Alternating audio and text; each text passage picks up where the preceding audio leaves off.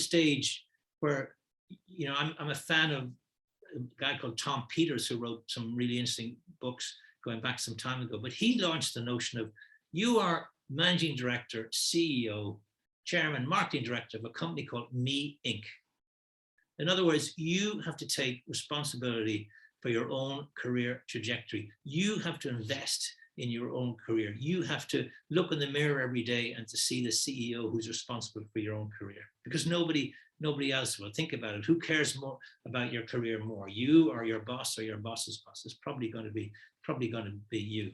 And so that's the challenge that you have. And that notion that you have to develop your kind of personal brand, because successful people are by definition kind of successful brands, and everybody has a brand. You can't kind of opt out. In fact, not having a brand is having a brand.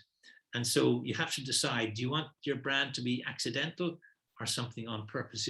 If you just let other people determine what your brand is, probably not going to be the brand you're all that interested in.